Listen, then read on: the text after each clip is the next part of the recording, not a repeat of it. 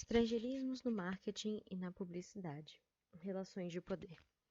Olá, pessoal. Eu sou a acadêmica Gabriela Patrícia Weber, do curso de Letras Língua Portuguesa da Univale Itajaí, e essa será então a nossa aula de hoje. Estrangeirismos no marketing e na publicidade, subtítulo Relações de poder. Vamos lá. Os objetivos dessa aula serão: recordar o fenômeno do estrangeirismo na língua portuguesa, identificar a ocorrência do estrangeirismo no marketing e na publicidade, interpretar alguns dos fenômenos e dinâmicas sociais associados ao estrangeirismo. A finalidade deste vídeo é servir como recurso para o desenvolvimento de conteúdos em mídias digitais, favorecendo o processo de ensino e aprendizagem junto às escolas municipais de Itajaí. Sinopse. Neste vídeo, faremos uma breve explicação do fenômeno do estrangeirismo na língua portuguesa, demonstraremos sua ocorrência em 3 peças publicitárias reais e finalizaremos identificando dinâmicas sociais que ocasionam e são influenciadas por o estrangeirismo. EF09LP12, que é identificar estrangeirismos, caracterizando-os segundo a conservação ou não da sua forma gráfica de origem, avaliando a pertinência ou não de o seu uso. As competências gerais da educação, segundo a BNCC, utilizadas nesse vídeo, são essas. Você pode pausar este vídeo para ler todas com mais calma. Já as competências da área de linguagens, mobilizadas nesse vídeo, são essas. E as competências específicas da área de língua portuguesa mobilizadas neste vídeo são essas. Novamente, você pode pausar o vídeo para ler todas com calma. Bom, vamos lá. O uso de estrangeirismos é bom ou ruim para os idiomas? E afinal, professora, o que isso tem a ver com as tais relações de poder que estão no subtítulo? Mesmo as palavras vindas de outros países acabam de certa forma se adequando ao português, seja na forma de pronunciar ou na forma de desenvolver frases e sentenças. Bom, falando aqui sobre o nosso vídeo, na linguagem da propaganda existe muito o uso de estrangeirismos que seriam ditos como desnecessários, uma vez que muitos deles possuem termos correspondentes na própria língua portuguesa. Existe uma percepção de que o uso de línguas estrangeiras traria uma ideia de requinte e qualidade, dando a impressão de superioridade de certa marca ou produto. Ok, vamos começar. Qual seria então a diferença, primeiro de tudo, entre neologismo e estrangeirismo? Ok, vamos começar pelos neologismos, que causam muita confusão com os estrangeirismos. Os neologismos são um processo de criação de novas palavras a partir de recursos da própria língua ou adaptada de outras palavras desta mesma língua. Um bom exemplo disso é a expressão abobado, que vem da palavra bobo, que já existe no português, certo? Depois, nós temos o fenômeno do estrangeirismo, que é o emprego, na língua de uma certa comunidade, de elementos vindos de outras línguas, ou seja, uso de palavras estrangeiras na língua portuguesa. E quando nós falamos de estrangeirismos, há também um outro caso, de duas formas. Por meio de empréstimo linguístico, que acontece quando uma palavra estrangeira chega em outro idioma, na sua grafia, ou seja, na sua forma de escrever de origem, e depois ela é adaptada. Exemplos simples são palavras como chauffeur, que vem do francês, ou então a palavra bife, que vem do inglês. Já o fenômeno do xenismo ocorre quando a forma escrita de um termo entra para outra língua sem sofrer alterações. Palavras como marketing, dumping e show. A partir de agora, então, a maioria dos materiais aqui foram retirados dessa pesquisa e serão muito interessantes para nós entendermos um pouco melhor essas tais relações de poder. Vamos começar entendendo como acontece, então, esse processo do estrangeirismo em algumas propagandas, em alguns anúncios reais, ok? Então, a gente tem aqui uma primeira situação, que é anúncio da loja Artefacto. Vamos dar uma olhada no anúncio. Este é o anúncio. Nós conseguimos ver aqui, por exemplo, escrito venda de showroom até 50% off, sendo essas duas palavras estrangeiras, não fazem parte da língua portuguesa. Ok. Essa primeira situação, então, trata de estrangeirismos em casos onde não existe tradução exata para o português. Esse exemplo, o anúncio que trouxemos. Por mais que o off diga respeito a desconto, a expressão showroom, na verdade, foi designada para representar espaços de exposição de produtos para venda, como se fossem vitrines gigantes. Então, por mais que a gente até pudesse utilizar a expressão vitrine gigante, ele não dá a entender a noção exata de showroom.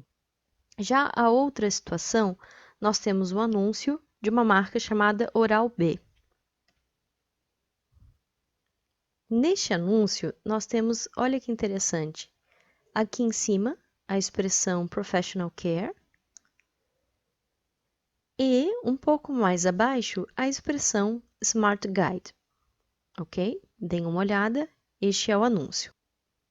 Bom, o segundo caso de uso do estrangeirismo é onde existe tradução exata para o português. Aqui a gente tem como exemplo a propaganda de escova de dente digital da Oral-B.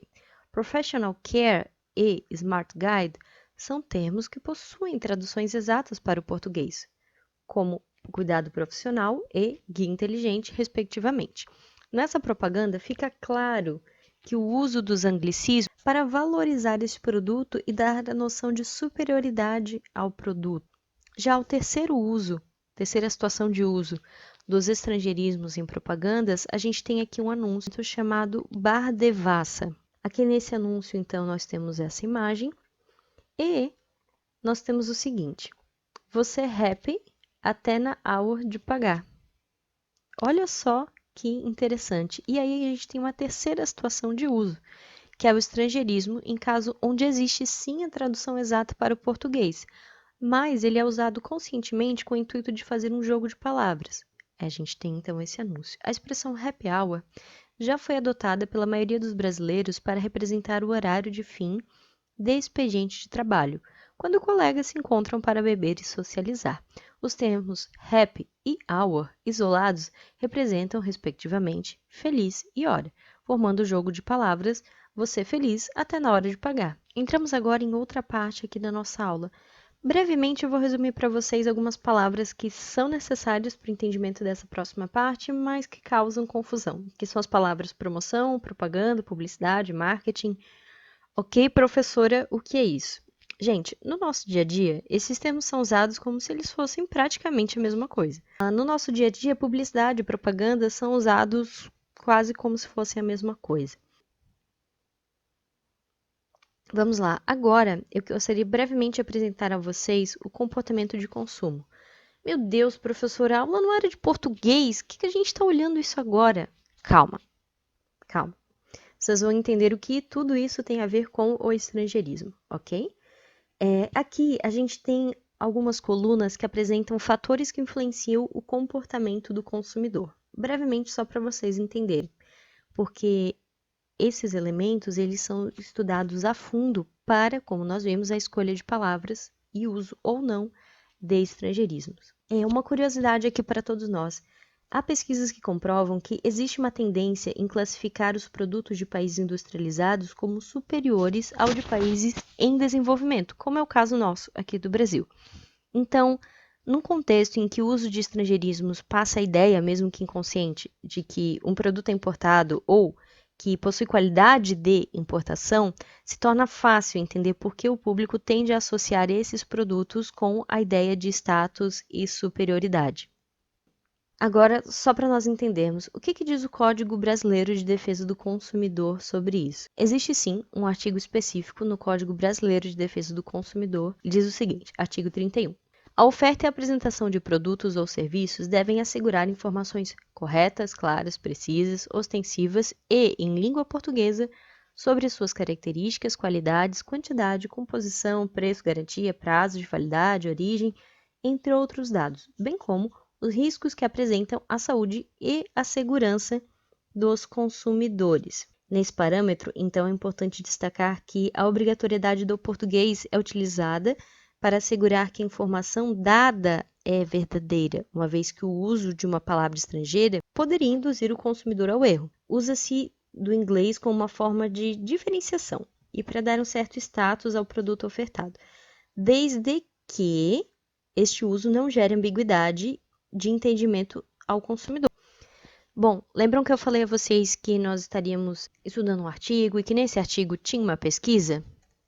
Então, essa pesquisa ela é muito interessante porque mostra como o estrangeirismo consegue manipular as nossas ações, a nossa ação de compra, para vocês entenderem como que aconteceu essa pesquisa. A autora da pesquisa, ela criou 2 tipos de questionário diferente. Um questionário com anúncios para um smartphone, um cruzeiro e um bloqueador solar. E esses anúncios não tinham nenhum tipo de estrangeirismo, ok? E um outro questionário que anunciava os mesmos produtos da mesma forma, ok? Só que onde estavam escritos certas palavras, elas foram substituídas por estrangeirismos. Por exemplo, na versão do questionário com estrangeirismos, onde dizia celular, estava escrito smartphone, e assim por diante. Então foram feitos 2 questionários com 3 anúncios diferentes, e depois, o que mais nos interessa, perguntava o seguinte, mostrava o assunto e perguntava, você compraria esse produto? E aí as pessoas precisavam dizer o quão provável seria de que elas comprariam aquele produto. Depois, era pedido que as pessoas dessem um preço que elas achavam que custava aquele produto ou serviço. E por último, uma parte muito interessante, perguntava o seguinte, quais dessas palavras se adequam a esse anúncio? Então, foram colocadas lado a lado várias palavras opostas e a pessoa tinha que dizer qual das duas realmente se adequava àquele anúncio. Então, a gente tinha, por exemplo, bonito, feio, interessante, desinteressante e assim por diante. Vamos começar com o resultado do smartphone. Foi possível dizer que as classes mais altas economicamente não foram afetadas quanto ao uso de vocabulários em inglês, uma vez que a intenção de compra permaneceu praticamente inalterada a pesquisa toda. Mesmo assim, essas pessoas tenderam a classificar melhor as peças redigidas apenas em português, bem como atribuir um valor produto, mais alto. Essa baixa intenção na aquisição do produto poderia ser atribuída ao fato de que talvez esses indivíduos dessas classes já possuíssem os tais smartphones, ou até considerassem os seus próprios produtos superiores àquele que estava sendo ofertado no anúncio. Já em relação às classes mais baixas, economicamente falando, o uso do estrangeirismo ocasionou uma menor estimativa de preço médio do produto. Olha que interessante! O que foi acompanhado logo em seguida de uma maior intenção de compra e uma melhor classificação dos atributos da propaganda. Ou seja, para as classes com menor poder aquisitivo, os anúncios que tinham os estrangeirismos eram considerados melhores e os produtos ali considerados pareciam mais caros. Agora, quanto ao segundo produto ou serviço, anunciado, que era uma viagem de cruzeiro, os resultados foram unânimes e complementares, no geral. Todas as classes tiveram uma percepção do anúncio como superior no que diz respeito à estética, honestidade, interesse e facilidade de compreensão. Lembram que havia aquelas perguntas de qual palavra você atribui a esse anúncio? Então, os questionários com estrangeirismos foram melhores avaliados em todos os quesitos. Gerou resultados um pouco mais variados. As classes mais altas, economicamente falando, lembrando, o uso de estrangeirismo não impactou significativamente na intenção de compra, nem na percepção quanto à superioridade da qualidade ou valor desse produto. Já para as classes economicamente mais baixas, a intenção de compra e a estimativa de preço também diminuíram nas pesquisas que utilizaram estrangeirismos, diferentemente da percepção quanto aos atributos dessa peça publicitária. Este último aspecto, no entanto, foi invalidado pelo fato de que os respondentes atribuíram uma maior dificuldade de entendimento ao anúncio que teve estrangeirismos. Ou seja, as classes mais baixas economicamente avaliaram melhor os anúncios que não tinham estrangeirismo, mas aquelas pessoas que responderam os questionários com estrangeirismos responderam que tiveram dificuldade em vários aspectos de entender o que estava escrito ou entender o que dizia o anúncio. Gente, olha que interessante. Bom, reflexões finais. Ok, prof, eu vi tudo isso, eu entendi. vamos por partes. Vamos tentar responder aquela pergunta que nós nos fizemos lá no começo, com base em tudo isso que foi apresentado e com base em tudo isso que nós vimos. Será que os estrangeirismos, eles são ruins para as línguas? Resposta: não. Com certeza não. Eles são processos naturais da língua, de todas as línguas, praticamente impossíveis de serem impedidos ou parados, até porque no nosso dia a dia, conscientemente ou inconscientemente, nós temos contato com estrangeirismos. E temos que pensar também que, se não fossem os estrangeirismos, talvez todos nós estaríamos agora falando latim ou guarani, quem sabe? Bom, agora, a gente pode pensar que o fenômeno em si, como eu falei, ele não é ruim. Bom ou ruim são juízos de valor. E bom ou ruim pode-se dizer do uso que se faz disso. Ou seja, o uso dos estrangeirismos pode vir a ser ruim quando ele é conscientemente usado para humilhar ou excluir quem não tem conhecimento deles, ok? Bom, e falando especificamente aqui das tais relações de poder que eu falei a vocês, uma coisa, chegando aqui ao finalzinho da nossa aula, eu gostaria que ficasse muito clara, que entender este processo do estrangeirismo na nossa língua e quais as suas implicações é ter direito de escolha, e isso é desvendar as relações de poder. Quando nós entendemos que o uso ou não de estrangeirismos em anúncios, em peças publicitárias, tem objetivos muito específicos de como alguém, uma empresa, quer que nós pensemos, quer que nós vejamos uma marca, um produto, e até termos que tem o seu uso estimulado para estimular certo comportamento, certo pensamento. Quando a gente começa a entender toda essa dinâmica, a gente tem o poder de escolha, de participar dela ou não, certo? E, além do mais, de decidir se as nossas opções de compra, se as nossas opções de ação mesmo, serão influenciadas ou não por isso, ok? Então, pessoal, caros alunos, essas são todas as referências utilizadas nessa aula de hoje, incluindo a pesquisa e o artigo que eu falei a vocês, que foi citado lá no começo.